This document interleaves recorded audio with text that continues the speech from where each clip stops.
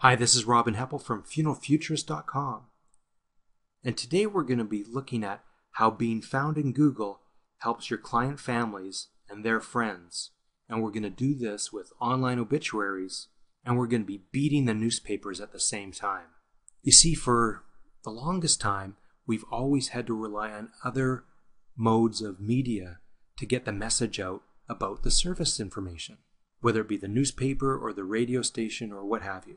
But what I want to do is I just want to show just a basic time chart of how the information disseminates from the time of death to the time of the services.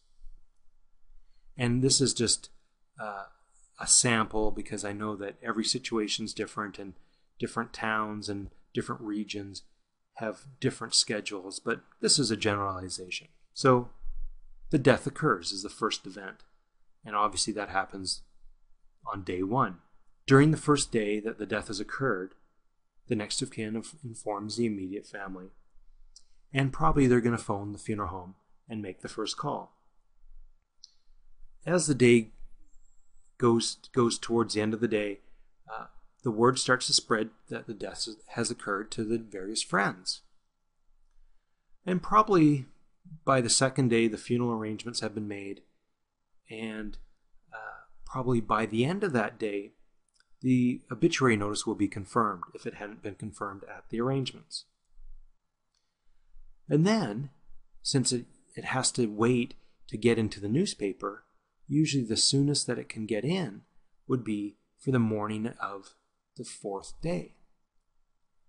And you can see that word spread about the death towards the end of day one, and now it's day 4, and people can finally find the information about the service. And then if you've been practicing the best practices for online obituaries, in those newspaper notices it says, "Condolences for the family may be offered at yourfuneralchapel.com," and you'll start receiving condolences through your online obituaries on your website. This is also the time too that family and friends, since now they know the service time, they can start ordering flowers.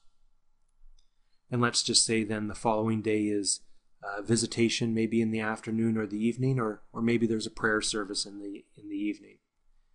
And then on day 6 would be the day of the service, and followed by the interment or cremation and reception. And once it's all over, the funeral home has received all these condolences and they'll pass them over to the family. But what I want to illustrate is that it took almost 2 full days from by the time the word spread of the death to the friends towards the end of the first day to the beginning of the 4th day that they were able to find the information about the service. And nowadays, people have Google at their fingertips. We go to Google and search for things immediately. We need to have our information immediately. And people have actually told me, "Rob, it's frustrating. I want to know the service information. I don't know what funeral home's holding the service, and I search on Google and I can't find anything." And that got me thinking, well, maybe we're not doing a good job getting those obituary notices that are on our website up soon enough, and for some reason Google's not finding them the way they should. You see, because if we're doing our job right, we can actually shortcut the time that the information gets out there, and it will actually give us an advantage over the newspaper. So if we're able to say to the family at the time of the arrangements in day 2 and get that obituary confirmed even at the arrangements, we can then upload that obituary notice to our website. And if it can get indexed in Google in a short period of time, then we have a day and a half head start on that pesky newspaper. Now, before I ever put any of this stuff on you, as you know, I don't just bring things out of the air. I test them first, and I want to make sure that my theories are right before I share them. So what I did, I wanted to do a little case study. And so on December 9th at 10:07 a.m., I searched for this gentleman's obituary notice. Now, I knew it wouldn't show up because the funeral home hadn't uploaded the obituary notice yet. Then what we did was we uploaded the obituary notice, and I checked. And I checked a few times, but finally after 27 minutes, the obituary notice appeared in Google. And not only did it appear, it appeared #1 in Google. So anyone looking for that obituary notice would have been able to find it if they used Google. Because 80% of the population of North America has internet access, and 60% of those people use Google. So can you see where this is getting important? Because I don't want to have you or your client families or their friends have to rely on the newspaper to provide the information to the masses. You have that ability at your fingertips. So what I want you to do is I want you to run a couple tests yourself.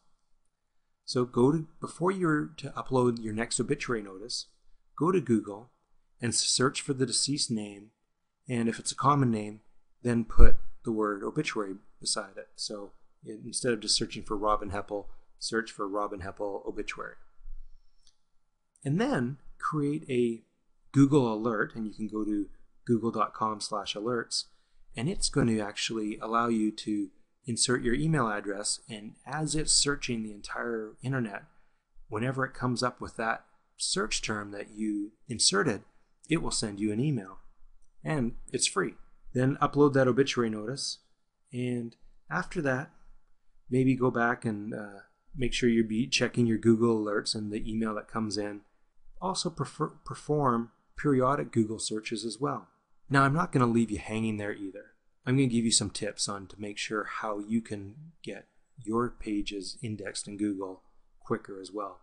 And indexed means basically when you go to the library and there's that big card catalog, you can actually go and use that card catalog, and they're usually index cards, and they tell you where the book is. Well, Google's no different. It's just a big card catalog of the library of information on the internet.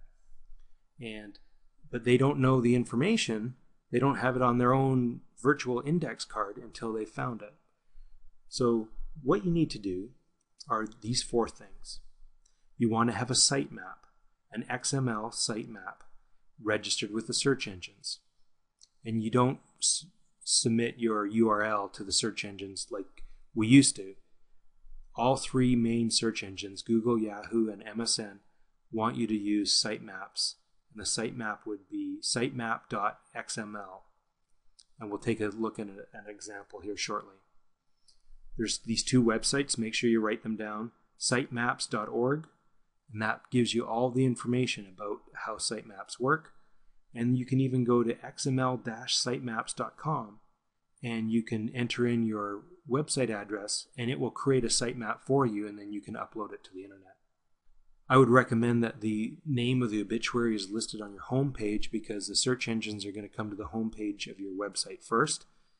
And hopefully you don't have a landing page or a splash page, but that you actually have real meaty content on your home page with a listing of the most recent obituaries. You want to use proper title tags and proper URL names. All 4 of those will help you get indexed in Google faster. So let's take a look at some examples.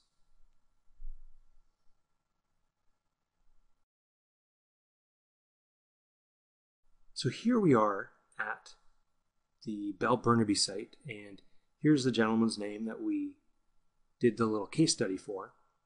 And so you can see that the names are here on the home page, and they're just in reverse chronological order. So as a new one comes on, it comes to the top, and these get pushed down. But you can see all of the obituaries if you click here. So that's one key component. The next key component that I talked about is how is the title of the page. So here in the tab, you can actually see this is the title of the page. So if it's saying something like just your funeral home's name and it doesn't have anything else, that's just a poor job of how the website was made. So every page should actually be titled differently. So here we can see obituary for and the gentleman's name, and then the category obituaries, and then Bell and Burnaby Funeral Chapel. So that's the title. Next is the URL. And we'll scroll along, and you can see this web page actually has the gentleman's name in the title. That's going to help as well. And a good example of this is that if we look at the different pages here that are indexed by Google, and this is a fairly new site, and they already have 231 pages indexed by Google. And what you do is you just go to Google and type in site, and then colon, and then www.belleburnaby.com and press search, and it will show all of the pages on this one website that are indexed. And you can see that all of these pages are named differently. If your pages are all named the same, if it was just Belle and Burnaby Funeral Chapel, Belle and Burnaby Funeral Chapel, Belle and Burnaby Funeral Chapel, that would be some sloppy web development work. So here, though, is a good example of how pages should be named. Now, let's go and look at the sitemap. So here's an example of the sitemap, and here it is here, just belleburnaby.com/sitemap.xml. And here's a nice looking sitemap page. And you can see that it has all the different pages here. So the Googlebot just has to go to this page, and it can see all of these pages. And it doesn't have to go through the entire site. It can actually just scan this one sitemap and know if there's any new pages or if any pages have been deleted. And that's how you can help the search engines index your pages quicker. There are other ways to help inform your community of the upcoming services. And if you've listened to any of my tutorials before, I've preached this many times about viral marketing and using these viral marketing tactics and promotional strategies to help get the word out. The first one is to send an email immediately after the arrangements and provide a link to that obituary notice back to your website, back to that specific obituary notice, and put a small note in there letting the family know that to help them out, they can then send this email or forward this email along to all their friends and family. Now, you've actually done a service for them because you're making it easier for them to find information. The other thing that you're doing that will help both you and them out is that if you're offering flowers on your website, that they can be conveniently purchased right there. You're just providing a convenient location for them to make a purchase. Also, using what they call a tell a friend script, so that someone goes to the website and they see the obituary notice, and then they could go, oh, well, I bet you Patrick wants to know about that, and I can put in Patrick's email address and name and write a short comment and send it, and then that'll send him an email with a link back to the obituary notice. So that's a tell a friend script. Another thing is subscribe to Obits. And this is great for small communities, so people could actually just get an email every time there's a new obituary posted. Or if someone leaves a condolence, they could actually subscribe to those condolences of that individual, and they'll get notified when any other condolences are uploaded to the website.